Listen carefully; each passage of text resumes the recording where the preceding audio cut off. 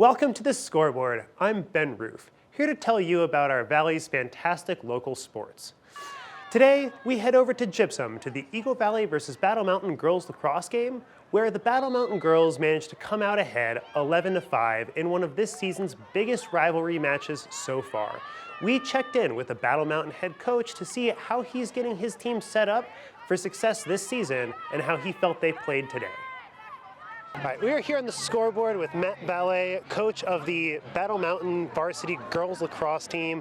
And you guys just finished up your big rivalry game against Eagle Valley. How'd it go? Well, we won. That's the most important thing, but real happy with how hard the girls played.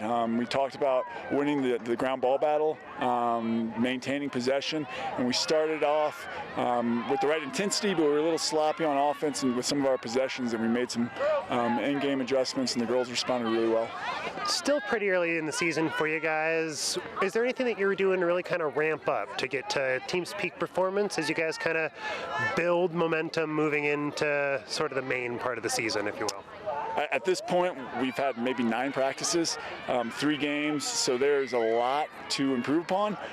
We're trying to get fit. We're trying to sharpen up the sticks. And so I could go on for another minute about things that we can improve upon. We're just kind of going day by day, trying to get a little bit better. So tell me a little bit about your team's experience with the sport and kind of your leadership qualities in there. Well, we've got a lot of girls at this point as lacrosse has grown in the Valley, where we have a number of kids who are playing in middle school. We do have kids who show up at the high school level, never played, who are making our JV team and working through our development program. So we're getting a lot of interest, and that's good. I think we had 53, 54 girls show up, so that's really exciting. The sport certainly has grown hugely in the Valley over the last 10 years or so. I remember when I was playing lacrosse in the Valley, it was just starting, and most of the kids had only played for maybe a year or 2 before they went varsity. So I guess you're not dealing with much of that. What about your seniors? How many seniors do you guys have? We have 12 seniors. It was a really big class. It's exciting because we've got some competitive freshmen, but even the seniors who are filling certain roles, their attitudes, they're setting the right examples. Oftentimes it can be a little more difficult when you're a senior and you're asked to play a role you're not necessarily happy with, and they've been incredibly positive. They work hard, they show up to practice with the right attitude, and they're really creating a good environment for the rest of the team. Thank you so much, Matt, for taking the time to talk to us. Now, let's go ahead and check in with some of the scores from the rest of the games earlier this week. First, let's start off with lacrosse, where the Battle Mountain boys won against Mullen with a dominating victory of 14-1 at their home game, leaving them with a season record so far of 1 win and 0 losses.